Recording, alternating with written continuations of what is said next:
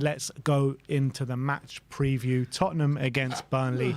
As you can see in the form, Burnley actually in better form than Spurs at the moment. Spurs have got 4 losses in a row, 1 win before that. And Burnley have picked up 5 points actually in the past 5 games with 2 draws, a win and 2 losses. But their last game against Newcastle would have hurt them because, you know, it was a really important game for them to pick up points. Now they are literally on the brink of going down. So nothing is acceptable for them apart from a win in this game. And if nothing's acceptable for apart from a win in this game, how can you see like Burnley approaching it?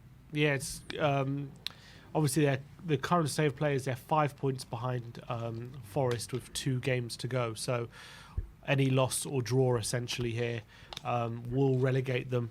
Unless, even if they draw and Forest lose, they're still down. So they need a win here, and no other result is satisfactory for Burnley for them staying up. Even if they win, they might not stay up because if Forest also win, they won't have enough points. So they have been a bit more resilient in recent weeks. They've only lost 2 games in their last 9. So in terms of, you know, how they've been from the majority of the season, how many games they have lost, which is they've lost 22 games this season. They've only in the last 9 games they've lost 2. So definitely a lot of draws to beat. Yeah, that's the problem. Only 2 wins there as well. So that is the problem. There's been 5 draws in those 9 games. So as much as they've been hard to beat, they haven't been winning the games that they need to. And to be fair, it's not all Kompany's fault. They've had games, for example, the Burnley against Everton game where Muric kicks it straight at Calvert-Lewin at 0-0 and they lose that game. That could have been something. 1-0 up against Brighton, 10 minutes to go. Muric lets the ball roll under his foot. They end up conceding the goal and it's 1-1. And then all of a sudden, that's 3 points dropped, another 2 points dropped where they could have been in a much better position. So they've put themselves in positions to win games. And they've been maybe really unlucky they haven't won games, but they haven't won enough games, and that's been a big issue. And I feel like when at the start of the season, Burnley kind of went what I'd call the Ange approach in terms of we play our way, and that's how we're going to play. And they were getting battered left, right, and centre in the early markings of the season. Not less so than Spurs 5-2 earlier in the season. That was kind of one of the games, you know, where they were completely opened up and just proven where those tactics aren't going to work. Manuel Solomon was running rings around them that day. Absolutely. But recently they've tightened things up a lot more. I know this is coming off the back of a 4-1 home loss to Newcastle, so maybe in the last week, maybe not so. But before that, some really very much all the games being very, very tight. 1-1 away at Man United, 1-1 at home to Brighton, 1-0 away to Everton, 1-1 at home to Wolves, 2-2 away at Chelsea with 10 men, a 2-1 win at home to Brentford. So very tight games, all of these ones, essentially. The only one which has been a high-scoring one really was the 4-1 away win at Sheffield United, which was a deserved victory, and they played quite well on the day. So they're not the team they were earlier in the season. They're a lot harder to play against. They're a lot harder to maybe score against. I wouldn't say they're scoring bucket loads of goals, but they're definitely a lot more difficult to play against, a lot more resolute. And it's not going to be the situation where it was earlier in the season where it's a lot easier to create chances against them. It's going to be very, very difficult. Even in the Newcastle game, they played very well for the opening 20 minutes or so. And they were on top in that game. And unfortunately, Newcastle scored against run of play, and then the floodgates kind of opened for Burnley. And unfortunately, Newcastle picked them up quite comfortably, and they were 3-0 down by half time. So they want to avoid that situation. But given, you know, how poorly Spurs have been playing recently, and Burnley being a bit more resolute, I can envisage a difficult game. But how they approach it is interesting because, as you said, they need the victory.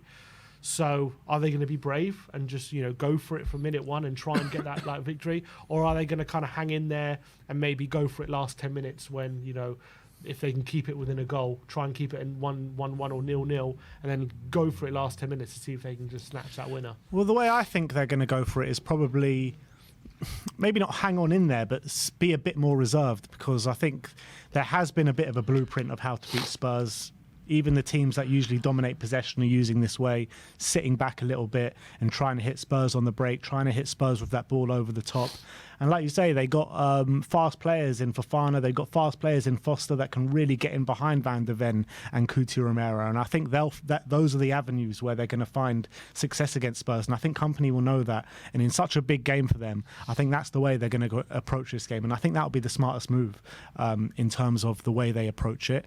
But I do feel like it will be kind of very tight in the opening stages. And if Burnley get a goal, then, you know, it could be a bit of a worrying sign for Spurs if we're still of that no chance creation, struggling to break a team down. But if we can't break this Burnley team down, then we do have serious issues. Well, to be fair, go back to the FA Cup game. I know we had no Son at that point because he was at the Asia Cup, but we did definitely struggle to break him down on that day.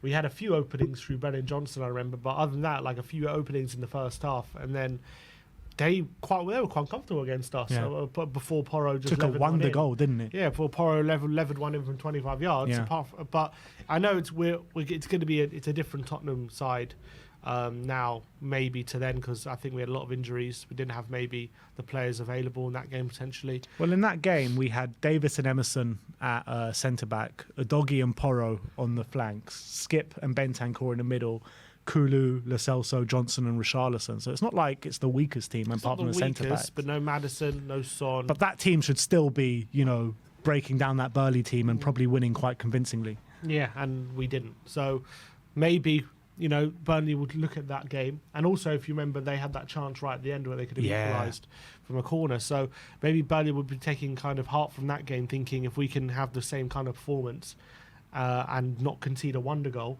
and then maybe score the chance we should have scored, maybe they can come away with the victory. But I do think, you know, if the game is, you know, level or we're ahead going into those last knockings, 15 minutes, given the fact they have to win or they're down, I can see a lot according to the wind being thrown, and then that's where big opportunities can be. And I can even see a case where it could be 0-0 or 1-1 going into the last 10 minutes and we win 4-1. Yeah, I agree with you. And that's the reason I did predict 3-1 here, because I feel it being a fairly tight game up until the 60 or 70 minutes. And if Burnley are not ahead, they've got no choice. They've got absolutely no choice doesn't help them, so they but to go all out for it. And when they do go all out for it, I think that's when Spurs are going to come alive and look at those gaps. Like if it's 1-1 and it's the 95th minute, like they have to throw the keeper up. It's that point. They can't just say keeper stays back because we need a point. Yeah. Like they can't. They have to throw him up, and you never know what can happen at that point. So it's going to be interesting for Burnley how they approach it. Yeah, it'll be interesting for Spurs as well in terms of what kind of mentality or what kind of headspace they come into this game at, because obviously 4 losses in a row, really detrimental losses in terms of confidence levels. The team has just looked shot to pieces in terms of, you know, they essentially just look like they're on the beach already in the majority of the games. You know, you look at that first hour at Liverpool, you look at the 90 minutes against Chelsea. I mean, there's not much to go on in terms of when you're trying to look at key standout performers, is there? And you probably look at it and you're saying our standout performers have been our centre-backs and we've just been leaking goals. And that is a worry going into these final 3 games, especially when you look at Chelsea, Man U and Newcastle all breathing down our necks. Yeah, and I think the frustrating thing is that Chelsea and Newcastle had a bucket load of injuries as well. And that is the most frustrating and United, and concerning. No, I'm saying when we played against them. Right. And the fact that they had so many injuries, we didn't, and we couldn't lay a glove on them. That was that's very, very big concern. To be fair, Newcastle away, Chelsea away, Arsenal at home, Liverpool away. That we knew it was going to be a very tough run of games. So it's no secret that these games have been difficult to get points in. But it's just the way we've collapsed. It's not even the results per se. I could have been sitting here after 4 defeats, just like I was sitting here after 4 defeats earlier in the season, saying, yes, we've lost these games, but I can see where we're going and I can see what we're trying to do. And like, even though we lost those 4 games, I wasn't even downbeat. I was actually even more excited after those 4 defeats last time out, even though we were losing. This time it's very different. It's not the results, it's just the manner of the defeats. How pathetic, let's be honest, we've been. We've been pathetic in terms of trying to defend our goal has been non-existent, fine. But on the ball, trying to put pressure on the opposition, trying to create chances, open them up, it's been absolutely terrible. We haven't been able to do it whatsoever until maybe late on in games. So that has been a massive concern for Spurs in recent weeks. Now, Burnley are the opposite end of the table. they're obviously battling relegation. So I really don't envisage us having the same kind of problems to break them down that we did in the last few games. But we have to put it into practice. To be fair, the last 2 times we did play at home against an opposition, against Luton and Forest, we did end up creating lots of chances in those games, and we did win. It wasn't the easiest wins, but we did end up winning, and we did end up creating lots of chances. So I do envisage that will probably be similar in this game. Yeah, I really hope so, because the players actually owe the fans quite a lot after these last 4 games, because their effort levels have been nothing short of disgraceful by some of these players. They really are, and we've alluded to it in other videos after the Liverpool game. But it does seem like the kind of effort levels of players that are not playing for the manager anymore, and I refuse to believe that that's the case. So I want to see these players come out and prove us all wrong, and prove that they are playing for this manager, and they still believe in the project, and they still believe in the way that Ange likes to set up his team, because it hasn't looked like that in these last 4 games. Yeah, 100%. And that's also been what's been worrying. I think as well, some of our kind of attitude off the ball when we're defending has been pathetic, as I've said. Not just in transition when we're getting caught. That I understand, that's part of the system. But it's more when we're getting in the settled defence, right? We've got all our players back. And even when we've got our players back, we're still so easy to play around, and like everyone's standing around, no one's putting their body on the line, no one's throwing themselves in front of things. We're getting way too easily caught in the back post situation where we're getting outnumbered. Like that's very different to, okay, we've, like for example, the goals against Newcastle where we're camped in their half, we lose the ball to Guimaraes and he one wrong ball over the top and bad there and on goal. I understand that. I'm not happy about it, but I get it. Like that's the way we play. That can happen against good players. It's more when we've got all our players back and yet Liverpool players are just walking around us. No one's moving, no one's putting their body on the line, and they're like shooting on our goal. No one's reacting, no one's doing anything. The Harvey Elliott goal is the perfect example. I thought that one and the second goal as well, where everyone's just standing, watching Robertson volley at the back post, watching Salah get a tap in on the 6-yard line, watching Robertson follow up without one person moving. This was all happening, just watching it happen. And the Harvey Elliott one as well. He cuts inside Bentancur, no one throwing their body on the line to block the shot. They're just allowing him to shoot, allowing them to do what they want. That is what concerns me a lot more than, yes, being caught out on a transition, on a counter-attack, where we know we're going to learn from that. That's part of the way we play, and we know that's always going to be a vulnerability. That I can deal with. It's more what I'm seeing in these other situations that really concerns me. Yeah, I couldn't agree more. And we need to see better application and better attitude in the players tomorrow. In terms of the head-to-head between Spurs and Burnley, it's obviously very favourable in Spurs' favour. 2 wins already against them this year, once in the FA Cup and once in the Premier League right at the beginning of the season, that 5-2 win. That February one, that also sparked another round from Conte, didn't he? Yeah, it did. He said, like, I don't know if I'm going to be here if I'm going to be here next game or something like that. Did he say, I don't know if I'm good enough? He said after that, yeah.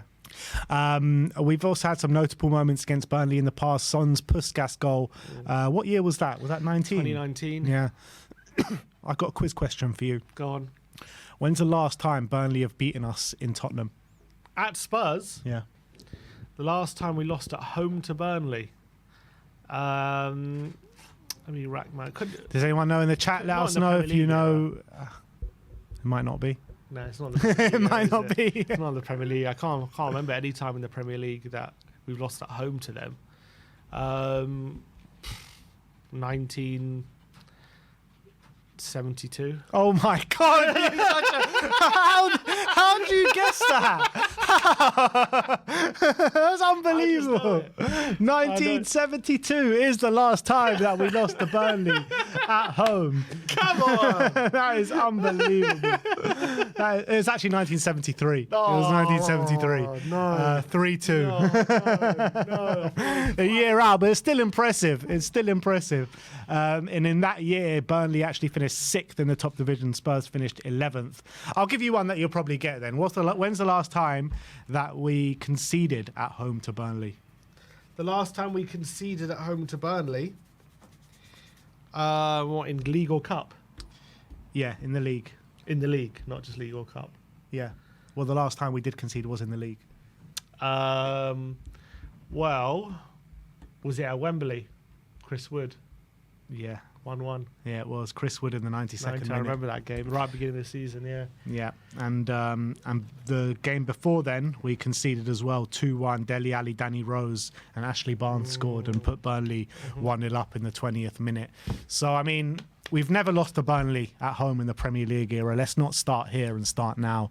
Let's go out there and let's show what we're about, and let's put them to the sword. And I don't like to send them down, because I think that company's done it, trying to do it the right way, but they're going to have to be collateral damage this weekend. But I would say about Burnley and about how they have ended the season in the final month or two, surely that gives them confidence to go down to the Championship, stick with company, and come straight back up. I think so. I think they knew, as much as at the beginning of the season, I mean, even we were saying that, we were so impressed with them in the Championship that they have a good chance of staying up. So it'd be disappointing that how they haven't maybe given it a bit better fight than they have, because how many points they're on? I mean, 24 points, let's be honest, that's well short of the usual tally to stay up, isn't it? Yeah. If you're looking at 40 points, they are way off that, even though 40 points isn't going to be the tally this season, mainly due to points deductions. Yeah, and I think their naivety has played into that. So they will be very disappointed, but I think there will be belief that Vincent Kompany can get them back up, and they can give a better with that experience behind them, give a better go of it next time they are back in the Premier League. Just like as they did with Sean Dyche. I remember they narrowly got relegated under Sean Dyche. They didn't panic. They stuck with him, and when they went back up, they were much more experienced for it, and they had quite a good stint after that. They stayed up for a good 4 or 5 years after the second time. So I think they'll take that's probably what they're going to be looking at in my envisage. And when you compare them to the Sheffield Uniteds, to the Lutons, to the Nottingham Forests even, I think that they've looked the best team out of the lot in the latter stage of the season. Sorry, say that again? When you compare them to their rival counterparts, Nottingham Forest, Luton and Sheffield United, I feel like they have looked the best out of all those four teams. Yeah, they've been the hardest to beat. They've definitely been the team where it's more of a game. Because you look at Luton, as much as they've won some games, when they do lose, they usually get absolutely battered. Same with Sheffield United. They've been in games, but they do end up just getting battered. At least with Burnley, apart from obviously the recent loss to Newcastle, as I said, they've been very, very tight games. They've been on the end of some, they've been on the wrong end of some, on the right end of some. They've been quite unfortunate. They've been, I think, a lot unluckier than the likes of Luton and Sheffield United as well. Yeah. Because they've had some really good performances where some really bad individual mistakes have cost them. So even earlier in the season, we were saying, even though they were losing games comfortably, they were playing some really good football. They were just, unfortunately couldn't make the most of it. They didn't have the quality to make the most of it, and obviously very open at the back. So, yeah, I agree. They've probably been the best team in that sense, in the midfield, in the three relegation teams, but it's probably not going to be enough. Yeah, it looks that way. If you look at the Burnley predicted lineup, they do have Ramsey, Bayer, Redmond, Alderkill and Koleosho out injured. Koleosho has been a massive miss for them this season. I was so impressed with him in the first however many games of the season he played, and then I think he did his ACL, or he got a massive injury. But even in that Spurs game when we beat them 5-2, in the early stages of that game, he was giving us so many problems. So he's another one, that could have made the difference, I think, for Burnley in terms of going down or staying up, but unfortunately that wasn't the case. But when you're looking at this Burnley team, we've mentioned Foster in behind, Odebear is a tricky customer as well, Brun Larsen is a tricky customer. Any other avenues apart from that ball over the top where they can hurt us? I think their midfield three is very combative, so you've got to be wary of losing the ball high up the pitch to them, I think, because they all like to get stuck in. They're quite brave when they're pressing that midfield three. So especially Brownhill, obviously he's a natural kind of centre mid number 8, and they've been playing him a bit further forward recently just to try and get him closer to the opposition so he's winning the ball back a bit. Their wingers have actually quite good technical ability, and if you give them space, they can whip in a good cross, and you've got to be wary of that. But they do obviously like the ball over the top to Foster. That's their main avenue of attack. Ball in behind, and he's quite effective at timing his runs, and he's got good pace about him as well. So that would be the main threat I'll be looking at from Burnley. But obviously, their fullbacks as well. Assignon played almost like a right winger last week against Newcastle. To both good and bad effect, I should say. Yeah. Good effect, going forward. He was good in all sorts of space. Too many holes at the back. Then as soon as Newcastle got forward, Gordon was just taking him to the cleaners on that side. They couldn't handle him because, and Isaac as well. So there are definitely avenues where they're dangerous, but nothing I would say where I'm looking at thinking how we're going to deal with it kind of thing. But definitely they've got a few avenues of attack. They're quite good on the ball. So they if you allow them, if you're not kind of quick or aggressive against them, they can pop it around you if you're too lax. So we just got to be wary of that. And if he does do those kind of things against us, that leaves a lot of space for Heung-min Son, and you know what he does with the space. Definitely. So I do wonder if they're going to be as a risk. Are they going to put as much risk? They might do because they need to win. So maybe he's thinking, look, we got one game. We're just going to put our all in it, just go for the win and see what we can happen. If we lose, we lose, is what it is. He might do that. Or he might think, we've only got one game. We want to be careful here. Make sure that we're keeping it tight and we have a good go of it in the last 10 minutes so we can stay in there. But you also, if you do that, you run the risk of giving us control of the game, and then we get an early goal, the game plan's out the window, and you could end up being on a battering anyway without even having that feeling that you've given it a go. So it's a balancing act for Vincent Kompany how he goes with it. But I remember when we played against them at Turf World in the season, they were so aggressive. They were really hard to deal with in the early exchanges. We were 1-0 down early on. They were pressing us really high. But I remember it was one long ball over the top from Porro to Sonny, and all of a sudden that opened them up. They made them think twice and made them second guess whether they should be pressing or not.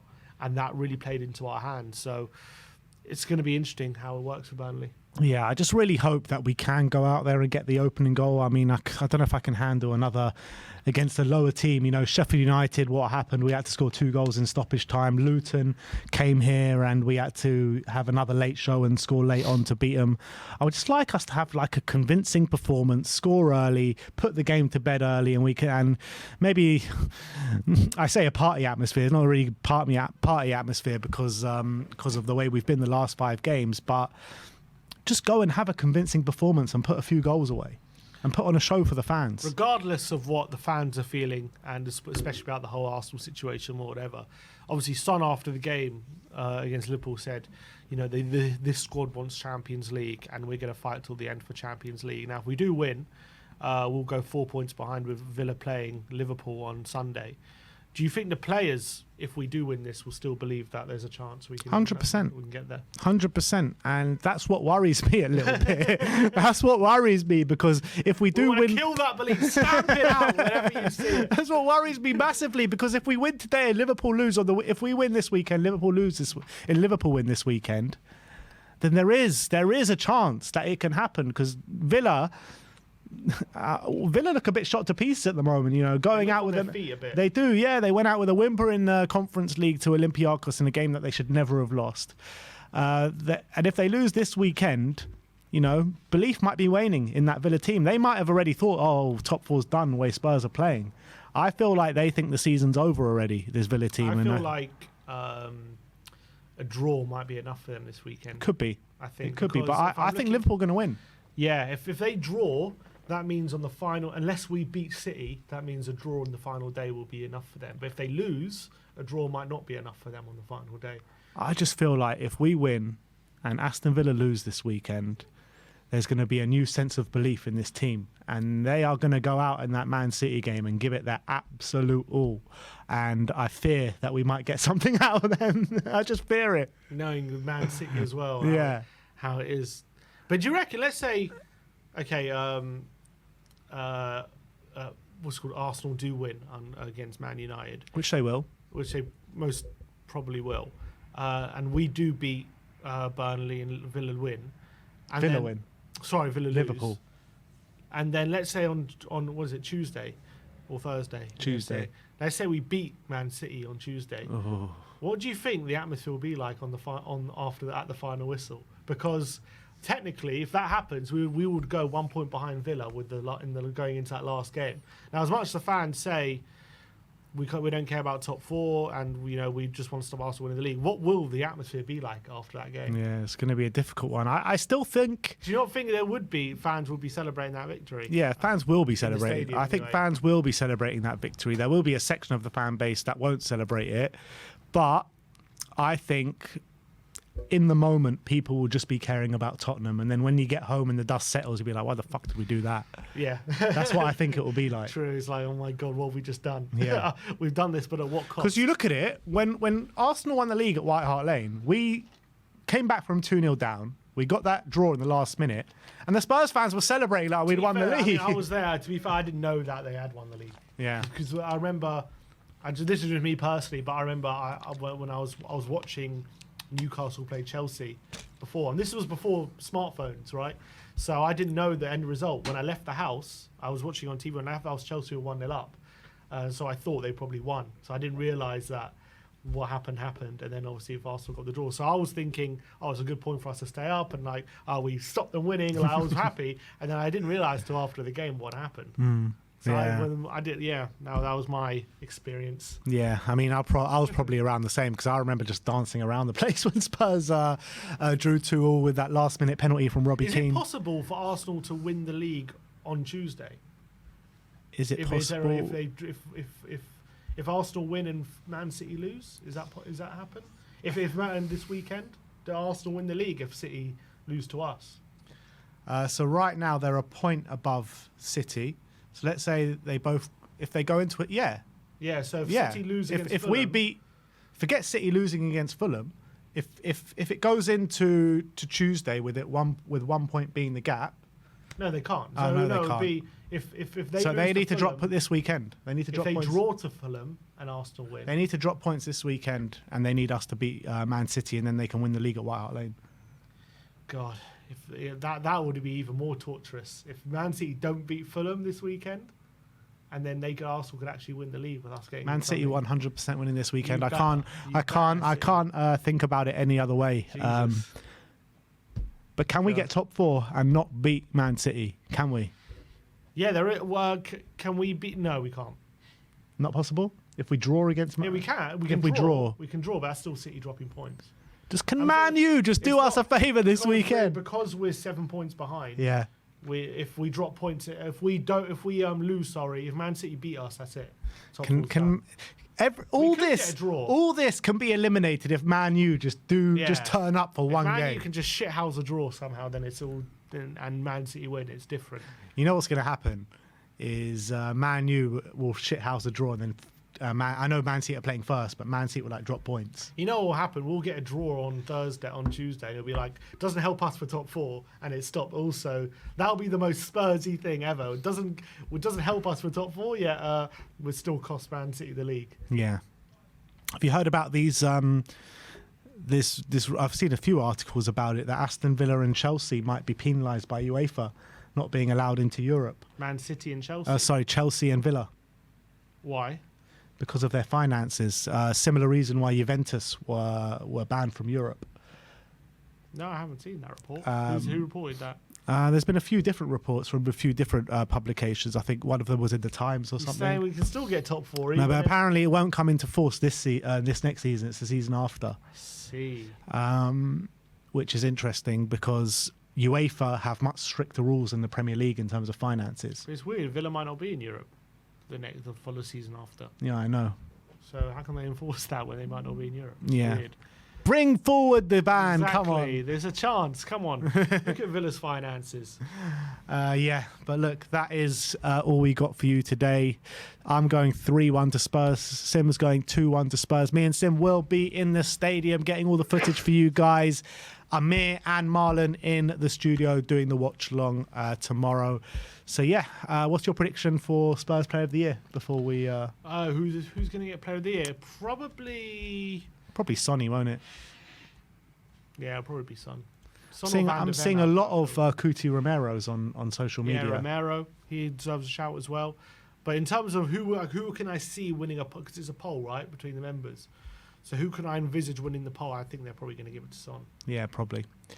And I think he deserves it, to be honest. I think when you look at all in all, Sonny has been brilliant for us this season. I think maybe the chat on social media just gets a bit recency bias with the last 4 games, last 5 games, last 6 games has been a bit poor. But I think when you look objectively over the whole season, I do think he's been our best player. Yeah, so that is that. Thank you everyone for watching today. Put your player of the season in the comment section below. Like, subscribe and comment. And as always, come on you Spurs.